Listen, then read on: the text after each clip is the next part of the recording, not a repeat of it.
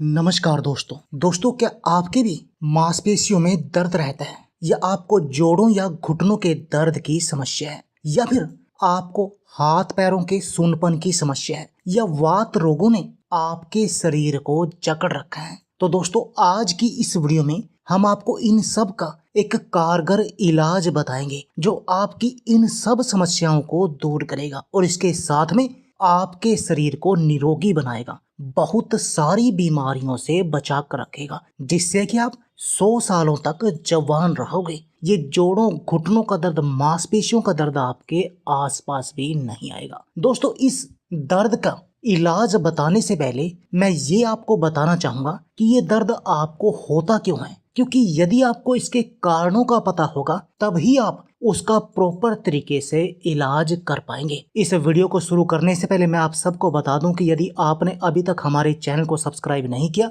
तो please subscribe कर लीजिए और बेल के आइकन को भी दबा दीजिए ताकि आपको हमारी सभी आने वाली वीडियो की नोटिफिकेशन आती रहे। दोस्तों यदि मैं कारणों की बात करूं तो इसके कारण क्या हैं? सबसे पहला कारण तो होता है कैल्शियम की कमी और दूसरा होता है विटामिन डी की कमी और जो तीसरा कारण है वो है आपके शरीर में ब्लड सर्कुलेशन की कमी, यानी प्रॉपर ब्लड सर्कुलेशन का ना होना। तो आपको इन तीनों कारणों को ही दूर करना होगा यदि आप अपने शरीर के हर प्रकार के दर्द का इलाज करना चाहते हैं, वात रोगों को बिल्कुल खत्म करना चाहते हैं और अपने शरीर को बहुत सारी बीमारियों से भी बचाना चाहते हैं। तो चलिए एक एक का आपको इलाज बताता हूँ। दोस्तों सबसे पहली बात तो ये है कि यदि आपको उम्र बढ़ने के साथ दर्द हो तो कोई परेशानी नहीं, लेकिन यदि कम उम्र में आपको दर्द हो तो इसको आपको सीरियस लेना चाहिए और इन नुस्खों को आजमाना चाहिए।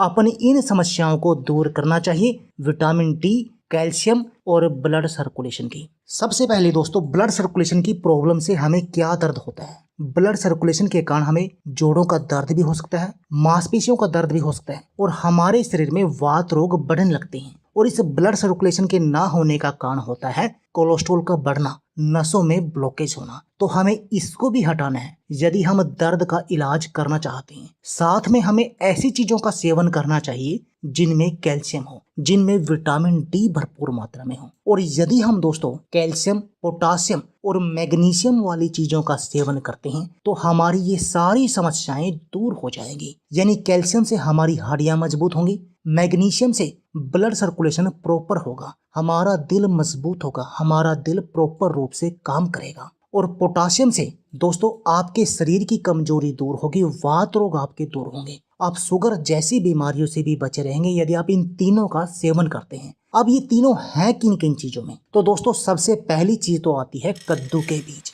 कद्दू के बीज से आपको कैल्शियम भी मिल जाता है, मैग्नीशियम भी मिल जाता है और पोटासियम भी मिल जाता है। यानी ये तीनों ही चीजें आपको भरपूर मात्रा में मिल जाती हैं कद्दू के बीजों का सेवन करके। और यदि आप कद्दू के बीजों का सेवन करते हैं तो इससे आपका एनर्जी लेवल बढ़ता है, आपकी डायबिटीज भी कंट्रोल में रहती है। दोस्तों आपका दिल मजबूत होता है, आपको हाई ब्लड प्रेशर जैसी बीमारियों का सामना नहीं करना पड़ता और आपकी जोड़ों या घुटनों के दर्द या मांसपेशियों के दर्द की समस्या का तो इससे कारगर कोई इलाज है नहीं। अगली जो इसमें चीज है वो है सफेद तिल। इन तीनों का मैं यूज भी आपको बताऊंगा कि आप एक साथ कैसे यूज करें और अलग अलग कैसे यूज करें। सफेद तिल भी हमारे लिए बहुत अधिक फायदेमंद होता है क्योंकि दोस्तों सफेद तिल कैल्शियम का खजाना है, कैल्शियम का पावर हाउस है। दोस्तों सफेद तिल भी हमारे लिए बहुत अधिक फायदेमंद होता है क्योंकि सफेद तिल खाने से ये हड्डियों के लिए बहुत अधिक फायदेमंद है क्योंकि इसमें कैल्शियम भरपूर होता है। ये हमारे दिल के लिए फायदेमंद है, इसमें एंटी इन्फ्लेमेटरी गुण होते हैं,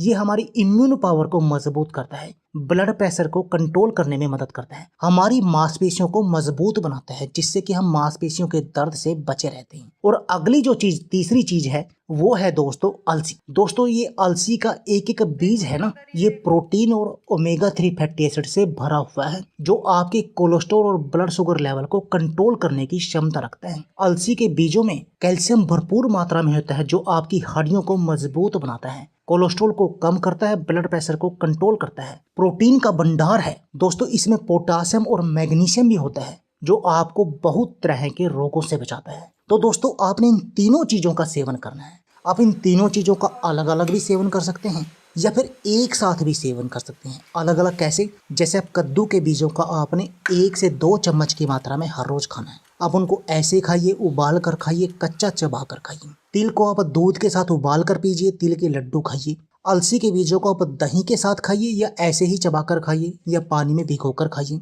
ये तो हो गया तीनों का अलग अलग यूज। अब यदि आप इनका एक साथ यूज करेंगे तो और भी अधिक फायदा होगा। दोस्तों आपने क्या करना है, कद्दू के बीज, तिल और अलसी को लेकर इनका पाउडर बना लेना है और आपने उस पाउडर को अपने आटे के साथ मिलाना है। जब भी आप रोटी खाएं तो आपने क्या करना है, 2 हिस्से तो ले आप गेहूं के आटे को, 1 हिस्सा ले आप, यानी 3 हिस्से टोटल होने चाहिए।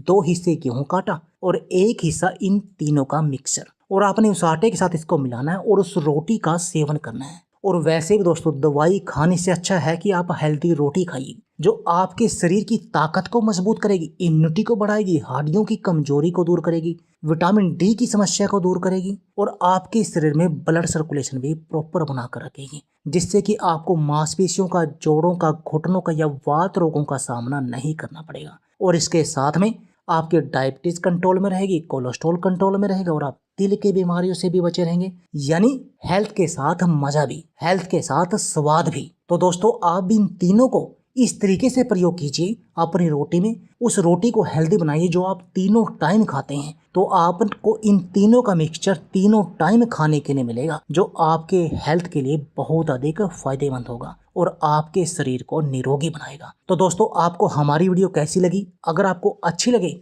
तो प्लीज़ लाइक और शेयर जरूर कीजिए। इसके साथ मिलते हैं दोस्तों ऐसे ही कुछ इंटरेस्टिंग टॉपिक के साथ नई वीडियो में। धन्यवाद।